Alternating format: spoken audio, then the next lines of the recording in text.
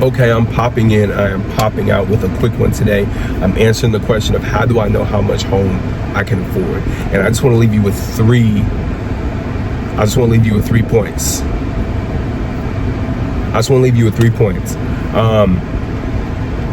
First, I want you to think beyond the mortgage, right? Beyond the specific mortgage number. There are other numbers associated with that, right? So how I want you to consider is, yes, there's the mortgage. That's what you're going to be paying every month that will go to your mortgage. But on top of that, there are HOA dues. There are property taxes. There are insurance. There's insurance, right? There's a number of other payments, general maintenance that you need to prepare for. Accounting for that, like payments that will be required over the years if something goes out or if something isn't quite working, right? Say your garage door, something happens, your garage door isn't working as it needs to. Having a rainy day fund prepared that you constantly been preparing and putting money in towards can definitely help, but you'll have to prepare in putting that into how much you're paying monthly into the home.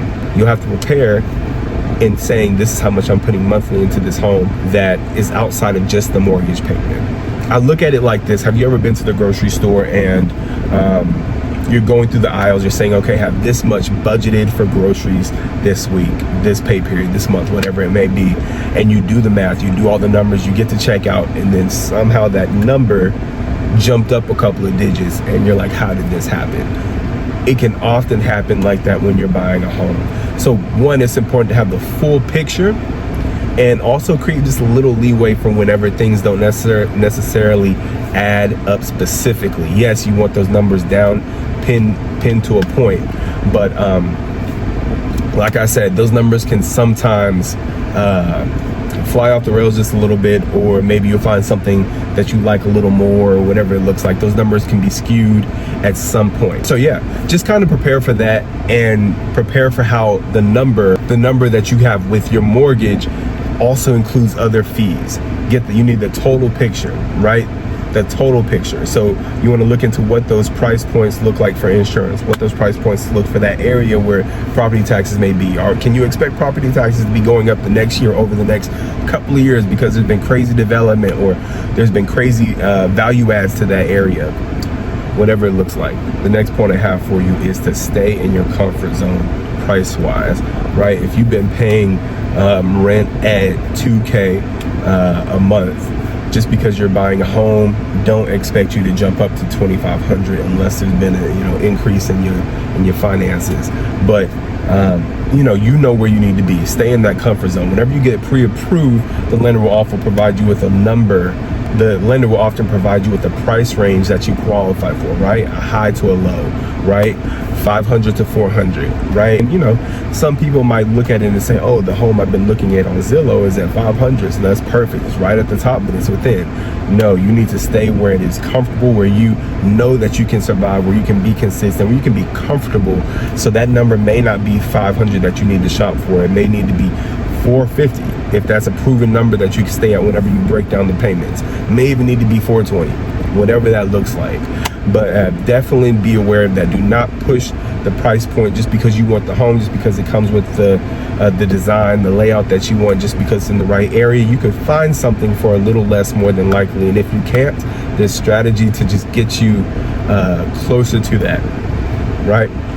But number one is more than the home is making sure that you were okay before, during, and after the home purchase. After being the key word at this time.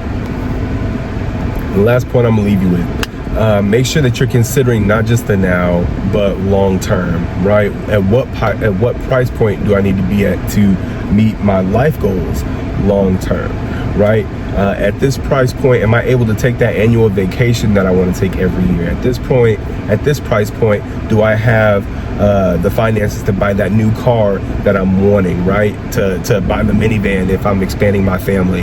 Do I have the finances for that, right? You also want to think long term, right?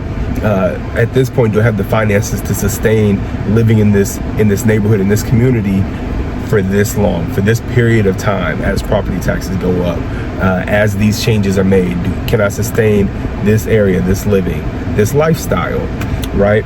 Or am I not able to sustain it because I'm driving an hour to work each day, gas is adding up, tollways are adding up, whatever that looks like.